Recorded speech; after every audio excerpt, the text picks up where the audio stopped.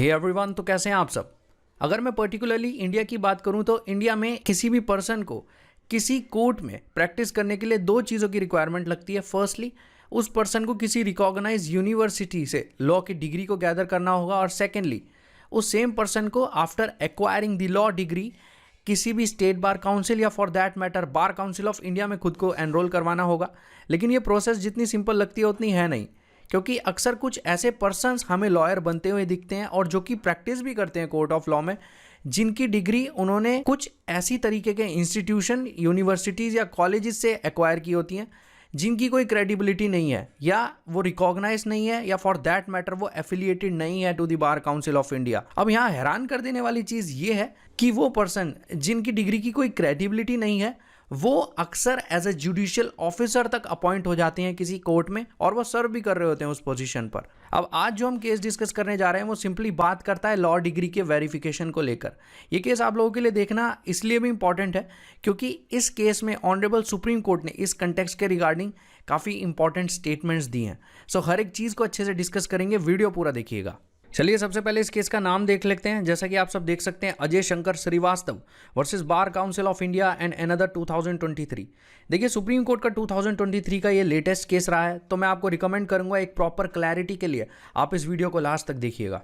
जैसा कि आप सब देख सकते हैं, ऑनरेबल सुप्रीम कोर्ट ने लॉ का जो प्रोफेशन है उसको ध्यान में रखते हुए मंडे को एक सिग्निफिकेंट डायरेक्शन दी कि एक हाई पावर्ड कमेटी यहाँ बनानी चाहिए जो कि इस प्रोसेस को देखेगी, जो प्रोसेस है verification of the degree certificate of advocates. मतलब जो भी लॉ डिग्री या एडवोकेट के जो सर्टिफिकेट ऑफ प्रैक्टिस हैं उनसे जुड़ी हुई जो भी प्रोसेस है उसको एक हाई पावर्ड कमेटी देखेगी जो कि कॉन्स्टिट्यूट की गई है by direction of the honourable supreme court. अब ये जो कमेटी ऑनरेबल सुप्रीम कोर्ट ने बनाने की बात की है, इसमें कुछ मेंबर्स होंगे जो कि हैंडल करेंगे इस वेरिफिकेशन के प्रोसेस को। आप देख सकते हैं ये जो कमेटी बनाई जाएगी इसमें एक फॉर्मर सुप्रीम कोर्ट जज, मतलब सुप्रीम कोर्ट के जो पहले जज रह चुके हैं कोई, वो होंगे। दो फॉर्मर हाई कोर्ट जजेस होंगे, सीनियर एडवोकेट्स होंगे जिनके नाम भी यहाँ दे रखे हैं, जो कि हैं राकेश द्विवेदी और मनिंदर सिंह। अब ये जो दो सीनियर एडवोकेट्स हैं ये उस कमेटी के मेंबर्स भी होंगे। ऑनरेबल सुप्रीम कोर्ट एक और इंपॉर्टेंट चीज़ यहाँ मेंशन करते हैं। ऑनरेबल सुप्रीम कोर्ट ये कहते हैं कि जो बार काउंसिल ऑफ इंडिया है उन्हें पूरी आज़ादी है, पूरी लिबर्टी है कि वो 3 मेंबर्स उस कमेटी में नॉमिनेट कर सकते हैं। बार काउंसिल ऑफ इंडिया 3 मेंबर्स को यहाँ सजेस्ट करेगी जो कि उस कमेटी में रहेंगे। अब एक बार ये सारे नाम फाइनलाइज हो जाते हैं और बार काउंसिल ऑफ इंडिया जो है वो अगर 3 मेंबर्स के नेम्स या नॉमिनेट कर देती है तब यहाँ इस कंटेक्स्ट के रिगार्डिंग फाइनल ऑर्डर को अपलोड किया जाएगा। ये बहुत इंपॉर्टेंट चीज़ है। अब इस केस को जब ऑनरेबल सुप्रीम कोर्ट में फाइल किया गया तब 3 जजेस की बेंच को यहाँ कंस्टिट्यूट किया गया इस केस को सुनने के लिए। उस बेंच में प्रेजेंट थे honourable chief justice of India Dhananjay Yashwant Chandrachud, justice PS Narasimha and justice JB Pardiwala. अब इस बेंच ने एक ऑर्डर पास किया जिस ऑर्डर के परसुएंस में यहाँ इस बेंच ने एक स्टेटमेंट दी जो कि काफ़ी इंपॉर्टेंट है। जैसे कि आप सब देख सकते हैं, due verification of advocates registered with state bar council is of utmost importance to safeguard the integrity of administration of justice. अब यहाँ पे बेंच ये कहना चाह रही है कि जो भी एडवोकेट्स हैं जो कि रजिस्टर्ड हैं स्टेट बार काउंसिल्स के साथ, उन एडवोकेट्स का वेरिफिकेशन होना चाहिए।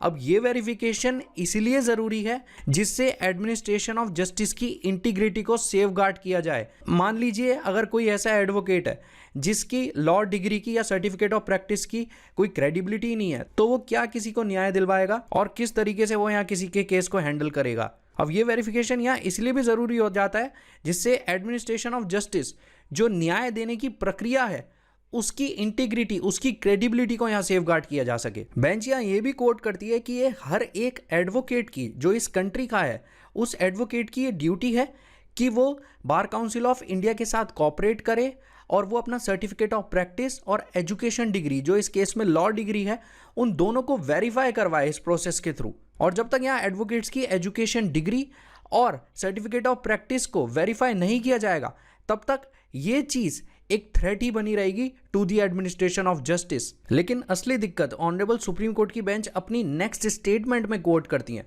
ऑनरेबल सुप्रीम कोर्ट की बेंच ये कहती है कि कुछ statements bar council of India के जरिए से हमारे पास आई हैं, जिस स्टेटमेंट पे ऑनरेबल सुप्रीम कोर्ट की बेंच कंसर्न्स जताती है। अब ऑनरेबल सुप्रीम कोर्ट की बेंच यहाँ ये कहना चाहती है कि कुछ ऐसे लॉयर्स हैं जो कि बिना वेरिफिकेशन के प्रैक्टिस कर रहे हैं इन अ कोर्ट ऑफ लॉ और वो लॉयर्स कई सारे स्टेट बार काउंसिल्स में भी एनरोल हो चुके हैं। और हद तो यहाँ तब हो जाती है जब वो लॉयर्स जिनकी डिग्री की कोई क्रेडिबिलिटी नहीं है, जिनके सर्टिफिकेट ऑफ प्रैक्टिस वेरीफाइड नहीं है, वो लॉयर्स जुडिशियल ऑफिसर्स की पोस्ट तक भी यहाँ अपॉइंट हो चुके हैं और वो सर्व कर रहे हैं टू दैट पोस्ट। इसलिए उन एडवोकेट्स का वेरिफिकेशन होना मस्ट है। बेंच अपनी अगली स्टेटमेंट में ये स्पेसिफाई करती है कि वो पर्संस जो लॉ तो कर रहे हैं लेकिन उनके पास कोई रिकॉग्नाइज्ड लॉ डिग्री नहीं है और ना ही उनकी लॉ डिग्री की यहाँ वेरिफिकेशन हुई है, उन लॉयर्स को, उन पर्सन्स को यहाँ जुडिशियल प्रोसेस का एक्सेस नहीं दिया जाएगा। ये बहुत इंपॉर्टेंट चीज है। जैसा कि आप सब देख सकते हैं, the bench asserted that access to the judicial process cannot be granted to the persons who profess to be lawyers but do not have genuine educational qualification और degree certificate। आगे बढ़ते हुए बेंच इस मामले की गंभीरता को समझते हुए ये कहती है कि जो भी यूनिवर्सिटीज हैं और एग्जाम बोर्ड्स हैं, उन्हें डिग्री की जेन्युइननेस को वेरीफाई करना होगा बिना कोई फी चार्ज करे हुए, और स्टेट बार काउंसिल के द्वारा जो भी रिक्विजिशंस यहाँ देखने को मिलेंगे उनको प्रोसीड किया जाएगा विदाउट एनी अनड्यू डिले। अब हमने डिफरेंट चीज़ों के बारे में तो यहाँ बात कर ली, लेकिन हमें यह भी समझने की ज़रूरत है कि आज का ये केस एग्जिस्टेंस में कैसे आया। जैसा कि आप सब देख सकते हैं, 2015 में बार काउंसिल ऑफ इंडिया ने कुछ रूल्स बनाए थे, जिन रूल्स का नाम था बार council of India certificate and place of practice verification rules 2015, जिनके अकॉर्डिंग जो भी जेन्युइन लॉयर्स हैं, जो कि लिटिगेंट्स हैं और जो कि प्रैक्टिस कर रहे हैं किसी कोर्ट में या किसी ट्रिब्यूनल में, उन लॉयर्स को आइडेंटिफाई किया जाए। अब ये जो रूल्स 2015 में एग्जिस्टेंस में आए थे, इन रूल्स को सेवरल हाई कोर्ट्स में चैलेंज किया गया और फाइनली इस केस को ट्रांसफर किया गया टू द सुप्रीम कोर्ट, जिसके बारे में आज हम बात कर रहे हैं। अब इस केस को ऑनरेबल सुप्रीम कोर्ट में लाने की प्रक्रिया कुछ इस तरीके से थी कि एक एडवोकेट ने एप्लीकेशन फाइल की before the honourable supreme court और बीसीआई ने कुछ डायरेक्शंस इशू की थी नवंबर 2022 में। इस एप्लीकेशन में उन डायरेक्शंस को चैलेंज किया गया बाय द एडवोकेट, जिसमें पेटिशनर जो हैं वो ये क्लेम करते हैं कि जो verification process state bar councils करने जा रही हैं, मतलब जो भी वेरिफिकेशन स्टेट बार काउंसिल के द्वारा की जाएंगी, जिनके जरिए ये पता लगाया जाएगा कि जो भी एडवोकेट्स हैं उनके सर्टिफिकेट ऑफ प्रैक्टिस और जो उनकी एजुकेशनल डिग्री ऑफ लॉ है उनमें कोई इनकंसिस्टेंसी है या नहीं। उस वेरिफिकेशन प्रोसेस में बीसीआई की ये डायरेक्शन जो कि नवंबर 2022 में इशू हुई थी, वो इंटरडिक्ट कर रही थी, वो बाधा बन रही थी। मतलब बीसीआई ने जो डायरेक्शंस इशू की नवंबर 2022 में, वो बाधा डाल रही थी वेरिफिकेशन प्रोसेस में, ये कहना था यहाँ पेटिशनर का। अब जब एडवोकेट के द्वारा बीसीआई की डायरेक्शंस पर यहाँ सवाल उठाए गए तो बार काउंसिल ऑफ इंडिया के chairman senior advocate Manan Kumar Mishra यहाँ पे कंटेक्स्ट में आते हैं और वो सिंपली जो ऑनरेबल सुप्रीम कोर्ट की बेंच है उनको ये कहते हैं कि जो भी डायरेक्शंस हैं, जो भी डायरेक्शन दी गई है बाय द बीसीआई इन नवंबर 2022, उनका कोई इंटेंशन नहीं है वेरिफिकेशन की प्रोसेस में हर्डल बनने का।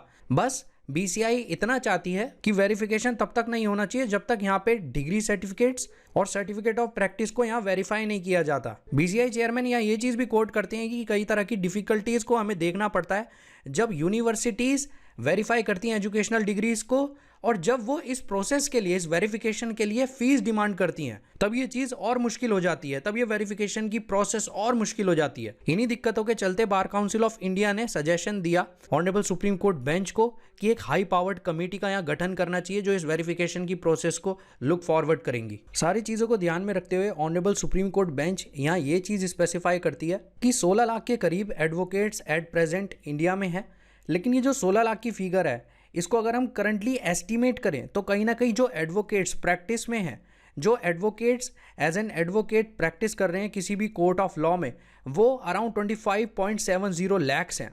और बार काउंसिल ऑफ इंडिया की स्टेटमेंट के अकॉर्डिंग इन 25.70 लाख एडवोकेट्स में से 7.55 लैक्स एडवोकेट ऐसे हैं जिनके पास से फॉर्म रिसीव हुए हैं बार काउंसिल ऑफ इंडिया को कि उनका वेरिफिकेशन किया जाना चाहिए।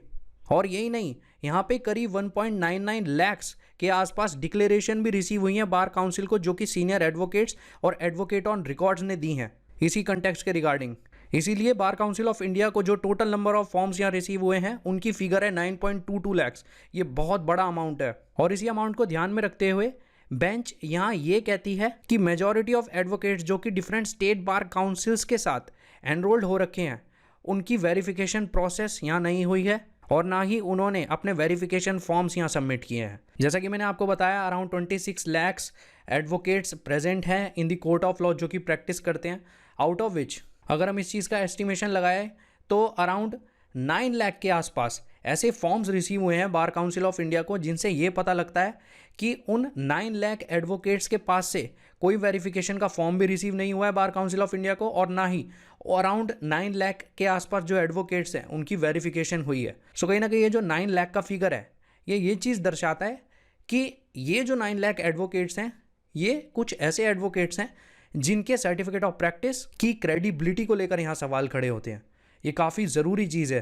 अब बार काउंसिल ऑफ इंडिया ये सब चीज़ें देखने के बाद बेंच को सिंपली ये कहती है कि कई सारे एडवोकेट्स और लॉयर्स ऐसे हैं इंडिया में जिन्होंने अपने वेरिफिकेशन फॉर्म्स नहीं दिए, इसीलिए वो एंटाइटल नहीं है, वो क्वालिफाइड नहीं है लॉ प्रैक्टिस करने के लिए किसी भी कोर्ट में। और जो भी एडवोकेट्स और लॉयर्स ऐसे हैं जिन्होंने अपने वेरिफिकेशन फॉर्म्स यहाँ सबमिट नहीं किए हैं वो किसी और पर्पज़ के लिए ही कोर्ट में प्रेजेंट है। इसलिए ये ज़रूरी है कि ऐसे लॉयर्स और ऐसे एडवोकेट्स को आइडेंटिफाई किया जाए और उन्हें जल्दी से जल्दी बाहर निकाला जाए, इस फील्ड से वीडेड आउट किया जाए। देखिए आज का ये केस हम लोगों के लिए डिस्कस करना इसीलिए भी इम्पॉर्टेंट था क्योंकि आज के इस केस में ऑनरेबल सुप्रीम कोर्ट के द्वारा एक स्ट्रिक्ट एक्शन लिया गया है उन एडवोकेट्स और उन लॉयर्स के अगेंस्ट जो कि क्रेडिबल नहीं है एज अ लॉयर और एज एन एडवोकेट। सो ये काफ़ी सीरियस इशू है जिसके बारे में हमें बात करना ज़रूरी था और जिनके डिफरेंट डायमेंशंस को हमें समझना ज़रूरी था। सो मुझे उम्मीद है आज की वीडियो आपको अच्छी लगी होगी, जिस इन्फॉर्मेशन को आप यहाँ गैदर करने आए होंगे वो आपको मिली होगी। Have a great day.